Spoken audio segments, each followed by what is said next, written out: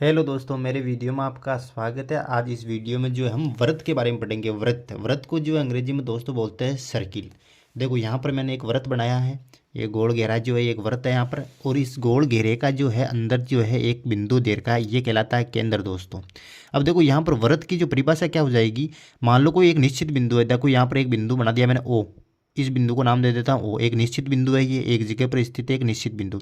यानी कि इसी निश्चित बिंदु से समान दूरी पर स्थित बिंदुओं के बिंदुपथ को क्या बोलते हैं? व्रत बोलते हैं दोस्तों। ये होती है व्रत की परिभाषा। यानी कि कोई निश्चित बिंदु है, उससे समान दूरी पर स्थित बिंदुओं के बिंदुपथ को क्या बोलेंगे? वो बोलेंगे व्रत। अब देखो दोस्तों, यहाँ पर जो है ये बिंदु है, ये ओ है। ये जो है दोस्तों व्रत का क्या कहलाता है? केंद्र कहलाता है दोस्तों। व्रत का केंद्र कहलाएगा। ये बीच वाला जो निश्चित बिंदु है, इसको बोलेंगे केंद्र यहाँ पर।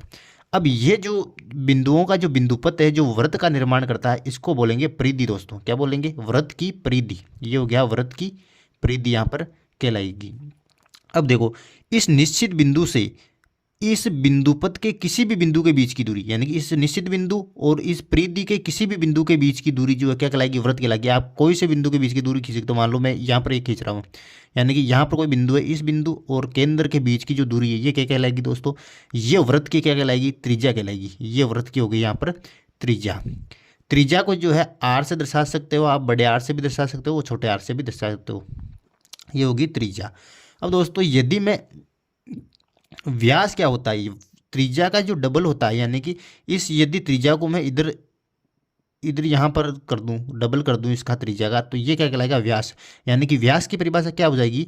यानी कि परिधि को केंद्र से होते हुए परिधि से मिलाने वाली रेखा को क्या बोलेंगे दोस्तों? बोलेंगे व्यास। यानी कि ये हो गया यहाँ पर व्यास। ये ध्यान रखना। देखो व्यास की परिभाषा क्या हो गई? परिधि को केंद्र से होते हुए, ध्यान रखना, केंद्र से होकर जा रही है, यानी कि परिधि को केंद्र से होते हुए परिधि से मिलाने वाली रेखा को क्या बोलेंगे? व्यास बोलेंगे। अगर मैं इस परिधि को डायरेक्ट परिधि से, केंद्र से होकर नहीं जानी चाहिए, परिधि को डायरेक्ट मैं परिधि से मिलाता हूं, तो ये दोस्तों व्रत की जीवा होगी। जीवा, इसको बोलते हैं व्रत की जीवा। ये बातें आपको ध्यान रखनी है। अब जो देखो यहाँ पर मैंने व्रत की परिभाषा लिख दी है। देखो क्या होती है? किसी निश्चित बिंदु से, निश्चित बिंदु कौन सा है यहाँ पर दोस्तों? ओ है। केंद्र जो है एक निश्चित बिंदु है यहाँ पर। किसी निश्चित बिंदु से समान दूरी पर स्थित, देखो ये जो चारों तरफ इस बिंदु के चारों तरफ जो दूरी है, ये समान है सभी बिंदुओं से। समान दूरी पर स्थित बिंदुओं के बिंदुपथ को, देखो बहुत सारे बिंदु है, इनके बिंदुपथ को क्या बोलेंगे? व्रत बोलेंगे। यानी कि कोई निश्चित बिंदु दे रखा है, इससे समान दूरी पर स्थित है, बहुत सारे बिंदु है, अनंत बिंदु स्थित है। ये बिंदु क्या बना रहे हैं? एक बिंदुपथ का निर्माण कर रहे हैं। ये बिंदुपति क्या कहलाएगा? व्रत कहलाएगा दोस्तों। तो ये ध्यान ये रखना है। व्रत की परिभाषा हो गई यहाँ पर। अब जो दोस्तों देखो यहाँ त्रिज्या, त्रिज्या की परिभाषा क्या हो जाएगी? त्रिज्या को दोस्तों आर से संकेत करते हैं। अब देखो दोस्तों, त्रिज्या क्या हो जाएगी?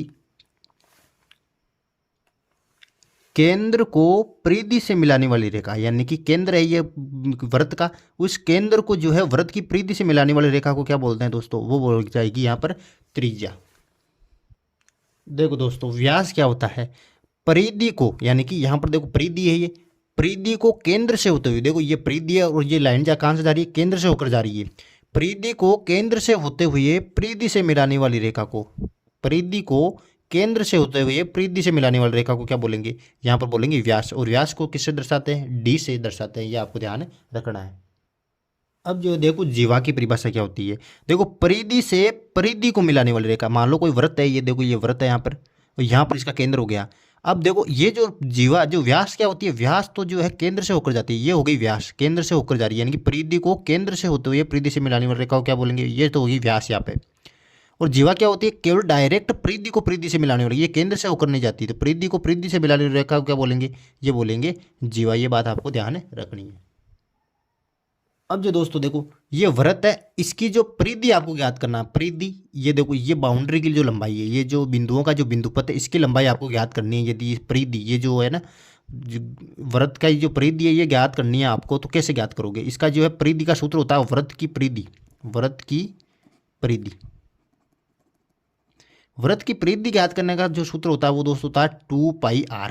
ये सूत्र होता है 2πr, जहां पाई का मान जो है 22/7 होता है दोस्तों, 22/7, ये ध्यान रखना पाई का मान। और कहीं कहीं पर जो है पाई का मान 3.14 भी यूज करना होता है, ये ध्यान रखना। ये दो मान जो होते हैं पाई के मान होते हैं, पाई का मान होता है 22/7, पाई का मान जो है 3.14 यहाँ पर होगा दोस्तों। अब यदि हम अंदर के एरिया की बात करें, यानी वृत्त है, ये वृत्त के अंदर का एरिया आपको ज्ञात करना है। यदि क्षेत्रफल ज्ञात करना है वृत्त का, वृत्त का क्षेत्रफल, वृत्त का क्षेत्रफल, वृत्त का क्षेत्रफल ज्ञात करना है तो उसका जो सूत्र होता है वो होता है πr²। पाई का मान ये होता है 22/7, 3.14। ये आपको बात ध्यान रखनी है। अब जो आपको यदि आपको व्यास ज्ञात करना हो दोस्तों और त्रिज्या दे रखी हो, तो व्यास ज्ञात करना हो तो व्यास जो होता है हमेशा त्रिज्या का डबल होता है, यानी कि 2 गुणा त्रिज्या आप लगा सकते हो। त्रिज्या का 2 गुणा करते क्या आ जाएगा, आपके पास व्यास आएगा। यदि आपको व्यास ज्ञात करना हो और त्रिज्या ज्ञात करनी हो और व्यास दे रखा हो तो क्या हो जाएगा, ये 2 इसके भाग में आ जाएगा इधर। यानी कि त्रिज्या ज्ञात करनी हो, व्यास दे रखा हो तो व्यास में किसका दे दो, भाग 2 का भाग दे दो, यानी कि व्यास की आधी होती है त्रिज्या। यह बात आपको ध्यान रखनी है। ये व्यास और त्रिज्या के बीच में संबंध भी हो गया यहाँ पर। तो मैंने यहाँ पर जो है वृत्त के बारे में सारी जानकारी आपको दे दी है। ये मेरा वीडियो आपको कैसा लगा कमेंट बॉक्स में ज़रूर बताइए। Please like, share, comment and don't forget to subscribe. Thank you.